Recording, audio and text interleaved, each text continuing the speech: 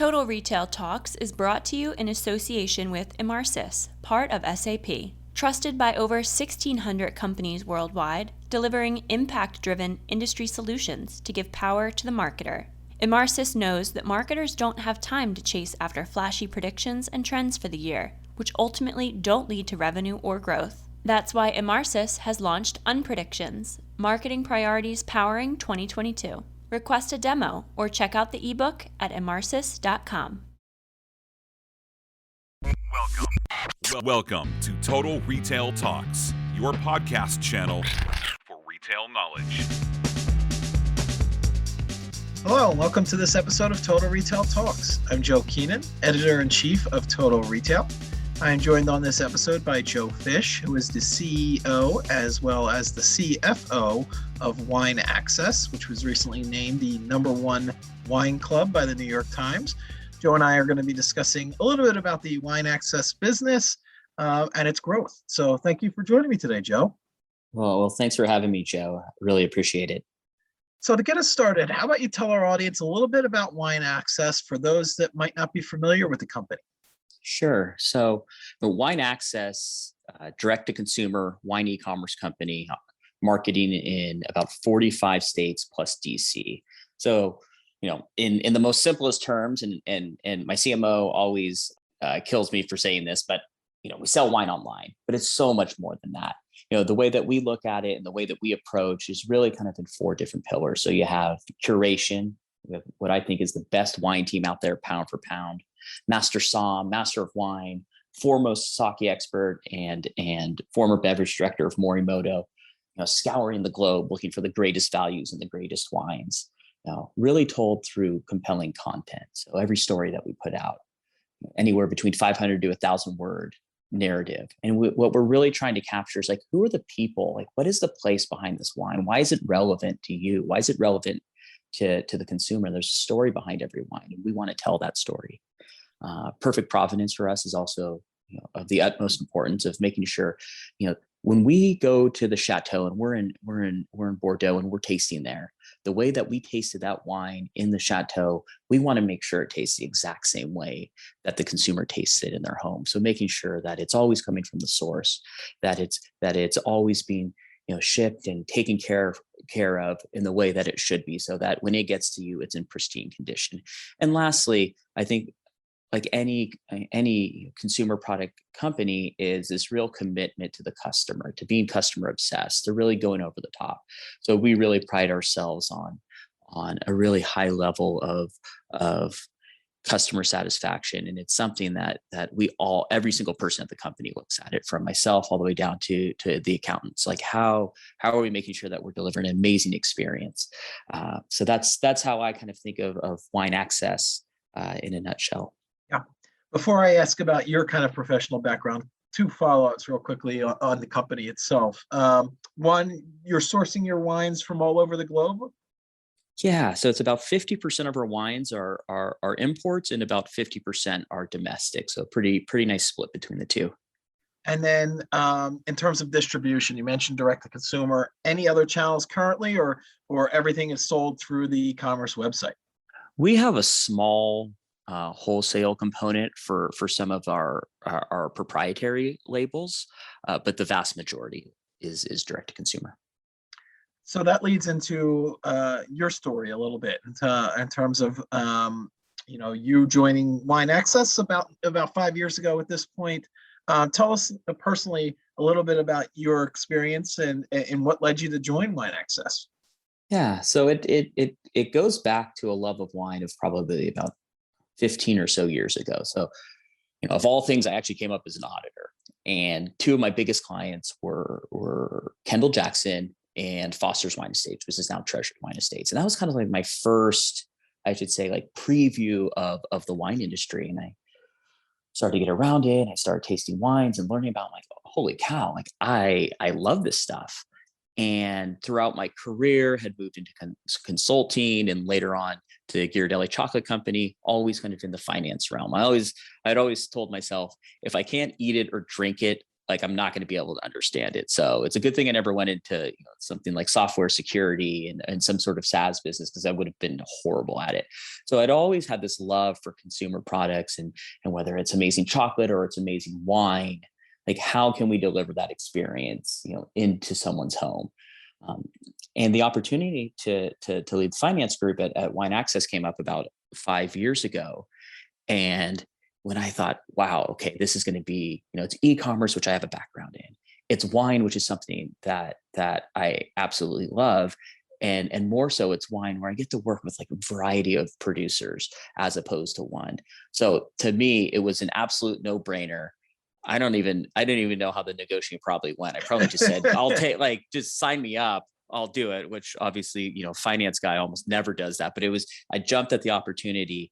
And then fortunately, about 4 years ago, the opportunity to lead the company came up, and kind of similar thing. I'm like, absolutely, like, let's do it. Let's run. Yeah, it sounds like a great position, and I could tell you are really enthused by it and enjoying the work that you do. Let's talk a little bit about the impact of the pandemic. Certain categories, alcohol, wine being one of them, I would imagine have seen an uptick in demand, particularly in direct to consumer and shipping product to consumers' homes. Tell us a little bit about the impact you've seen at Wine Access during the pandemic. And then the second part to that is, if demand surges, what does that mean for your kind of day-to-day operations and running the business? Yeah. So the pandemic definitely did, increase sales quite a bit. So we had a pretty large step change in the day-to-day, ended up being pretty high double digits. And we had always been, we're a team and we're a culture where we run lean. Maybe it's my days at Gear Deli and it's that Lint Swiss like way of running things. So we have always had a lean team. And then almost overnight, we just saw it absolutely explode. So a lot of 2020 was this, how do we catch up with demand, and how are we like making sure to fulfill it, but at the same time making the necessary infrastructure changes that we probably thought we were going to have 2 or 3 years to make, but in a very short amount of time. So it was this balance between, let's not burn out the employees, which almost always happens when you have that sort of like surge and you want to ride the wave and take advantage, but also helping set the stage for future growth to scale. So there were a lot of times where, and actually still to this day, I jump into a lot of customer service tickets, because I also think it's a great indication to say, like, our customers are telling us what they want. So I do think that we had a lot more executives jumping into the tickets, and it's one of the things that we've picked up and actually kind of continued to persist even post pandemic. Yeah. The follow-up for me, Joe, would be sourcing your product. Obviously, the farmers and the growing of the grapes and the creating of the wine. This isn't just a product that's being built in a warehouse or. So tell us a little about how you kept up with that as consumer demand surged. How did you keep up production in terms of getting this wine and growing it and keeping the sourcing up to speed as well? Yeah, that was absolutely a challenge. And I think when we worked with our different winery partners, there were certain places where we would expand beyond of what was probably our bread and butter. And that's not to say we didn't offer these regions before, but they became significantly more pronounced. Sancerre was a big one from us, a Sauvignon Blanc from the Loire Valley. And we looked at different categories and we said, okay, if for whatever reason we have port delays from X, Y, and Z place, we're going to look for kind of similar wines in a different region, and from there be able to hopefully satisfy demand with these different regions and different wine types, which in the end ended up working really well, because now we get to do what we think is our purpose, which is to really, we help people and we make it easy for people to discover, enjoy the world's most inspiring wines. So that, in a sense, became a catalyst and really allowed us to venture off into that. But yeah, there are challenges where you have port delays, and you have wine that is jammed up, and we're like, we would really love to have those 10 10 pallets get in here now. Right. Yeah. But we would have to shift with what our supply chain is giving us. So I want to follow up on one thing you mentioned there. I think it's a good segue into my next question in terms of introducing this option for many consumers. I imagine during the pandemic, Wine Access picked up a lot of first-time customers, consumers that had never ordered wine online. This was a new experience for them. Tell us, if that was the case in terms of customer acquisition and seeing an uptick there in your first-time customers during the pandemic, and then what you do to convert those customers to come back and shop with Wine Access again, the experience that you give to them that makes them want to become a repeat and a long-term customer. Yeah, no, great question. I think there's a couple of different ways in which we approach this. So I think, first and foremost, are we committing to our promise to the customer? So, is it a great wine? Is it we're going to tell you it's going to get to you at a certain date? Is it getting to you on that date? And obviously, with some of the last mile disruptions with UPS and FedEx, that can be challenging. If they do run into a problem, can they call someone, or can they reach out to us? And I think that's a big differentiator for us. We have a Napa-based customer service team, all WSET, Wine and Spirits Education Trust Level 2 or higher, and each one of those, like, how can we make their day? Like, how can we make it special? How can we make it different than the other online players? In each instance, we're going to get feedback for bringing in, thousands of new customers. We have so many new data points. And if the service or if the wine is subpar, it's like, we're going to do everything we can to make sure that we make it right for them. So if you ever try a bottle of wine, and even if you rate it, a 2 out of 5 or a 3 out of 5, and it doesn't deliver at your expectations, you are credited back, no questions asked. Like, for us, building that sort of trust and building that relationship with the customer is everything. So those are components of different sort of things that we try to do to really make our customers' day, and commit to them that we are going to get you, that we want this to be a no-brainer, where you can buy a bottle of wine and you feel that is going to be great and it's going to punch above its weight. And guess what? If you don't like it and it doesn't, like, we're going to take care of you, and we're going to find a way to make it right. Yeah. And to your point about building that trust and these connections with customers, Wine Access was recently praised by the New York Times, as I mentioned, it for its transparency, particularly in the selection process. Tell us a little bit about that honor, and then how that works into building those trusting relationships with your customers around transparency of the product.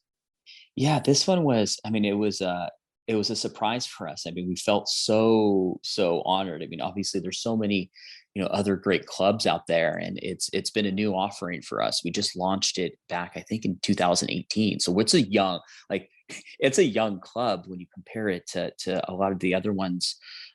A lot of other ones out there.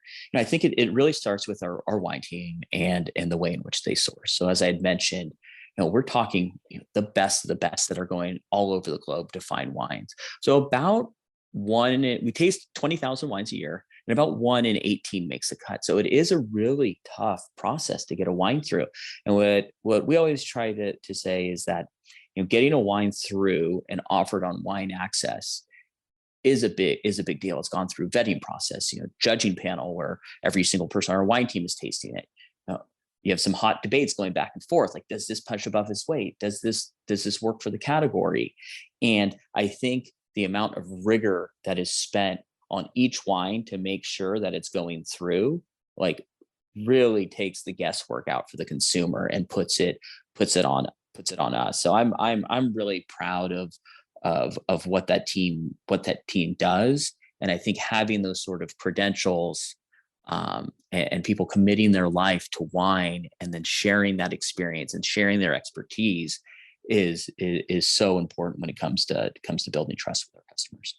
So we've talked about the relationships you're creating with your customers. I'm interested in kind of the customer themselves. We haven't really talked about that yet. Is there a particular demographic that Wine Access is looking to target, or is this obviously across generations and genders? And tell us a little bit about who might be the target customer of Wine Access? Has that changed in the last, year and a half? What are you, tell us a little bit about your customers, Joe? Yeah, from kind of a psychographic standpoint, um, it moves across genders, it moves across ages. I'd say maybe 10 years ago when it started, it was heavily influenced.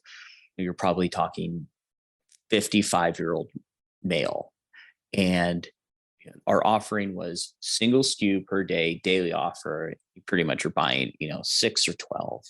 And I think as we've started to evolve our different offerings, moving away from a single SKU send to a standard e-commerce format uh, to a wine club, we've really said, like, how do we make it easy for people? And then how do we meet the customer at where they're at? In addition to that, we've opened up a number of different partnerships with Wine Folly and Michelin and Corvin as well. And I think what in doing that, it's reached down the ladder in terms of age, but also width. I think in terms of kind of that male female demographic. So I mean, it's mostly people. They love travel, they love food, they love wine. Normally those three things go pretty well hand in hand. And a lot of times it could be whether it's busy executive or it's just any affluent, busy person who wants someone to make the choice for them and wants an expert to make the choice for them. That's exactly where we kind of fall in. But that being said, we have bottles as low as $15 a bottle, up to $1,500. So there's not this massive barrier from a pricing standpoint for a consumer who isn't at the upper echelons of affluence. Yeah, runs the spectrum in terms of your pricing. I would imagine, to your point there, you can get in a low price barrier, or you can go up as you see fit. Let's talk a little bit about shipping, because obviously there's probably some challenges around that shipping alcohol. Tell us a little bit about if there are challenges, what those may be, and then anything you've done to kind of address or try to address those challenges that you've seen. Yeah, I think that the big one when it comes to alcohol, unlike most products, is it requires a signature. So you have to be home, or it has to be at the office when it comes in. So for us, it's been really key in figuring out, okay, if we say we're going to ship and it's going to arrive on X date, how do we make sure that we hit that? All while taking into account the fact that volumes with UPS and FedEx are through the roof. I mean, you've seen it if you've ever had your delivery from FedEx or UPS. They're working so hard. I mean, you see them at the end of the day and you're like, holy cow, like you are really, you're really busting it. So I think where we've had challenges is how do we make sure that we hit that day that we said that we would? And if we aren't, how are we in constant communication, either via, text notifications, we're preemptively calling our customers or reaching out to them to say, hey, this isn't going to make it. On-time delivery for us, extremely, it's great, but it's again, like if you miss that 1%, or a couple percent, you still have created an experience that wasn't optimal for the consumer. And I think for us, that's always like what we're trying to optimize for. So as we record this episode, Joe, we're about a week away from Christmas. Do you find, in your business, around the holiday time, you're seeing a surge in demands? And what does that mean if you are for getting, to your point now, getting those on-time deliveries as people have hosted, holiday parties and getting ready to, celebrate the holidays with their families? I would imagine demand surges at this time of year. What's that meant for your supply chain now? Yeah, so November tends to be a really two of our biggest months are actually November and January. So there's been a lot of load up happening in November, and then I think we have a lot more of kind of those last minute corporate gifting that's happening in December. Like, oh shoot, I forgot to send this to 10 of my best clients. Wine Access, can you help us out? So I think that we still have a little bit of that kind of trickle over November, having a very strong December, and happy about it. I think luckily we saw a lot of kind of pre-planning and shift move into November. But it just means that we have to be that much more on top of it when those kind of last minute rush orders come in, and we have a lot more eyeballs on it, watching the tracking and watching the shipping to make sure it's making it through all the respective US zones quick enough. And then come January, after everyone's depleted their cellars, it's everyone's buying back up again. Stock up time, I guess. Yep. You brought up an interesting point. I hadn't thought about this in terms of the kind of the B2B component of potentially in your business. Is that a rather significant piece of the wine access business? Are you selling to, you gave the example of corporate gifting towards the end of the year, but maybe even restaurants are buying, or is that not yet a kind of a key focus of wine access? It's still pretty small, and we kind of put the wholesale, and if we do restaurants or other retailers for some of our brands, and our B2B kind of in the same bucket, it's still really tiny. But it has, I think we're up like in our corporate gifting, something like, I don't know, a couple 100%. I mean, this year has just really exploded for us. Again, we're working on a small base. It's very, very tiny percent of our business, but I think that's going to continue to be a big component of our growth going into next year, because we kind of bootstrapped it this year, didn't put a ton of investment behind it, not a ton of tech spend. And I think next year, like, wow, well, if this thing can keep doubling or more than double for the next few years, I think we have some real traction here, a real revenue stream. Yeah, that's a good lead into my final question, Joe, in terms of the B2B could be the opportunity. Where else, as we're releasing this here in the early part of 2022, where's your attention focused, looking to continue the positive momentum that Wine Access has created in 2021? What are your thoughts there? Yes, subscription. I think subscription all the way. Obviously, we're gonna focus on all of them.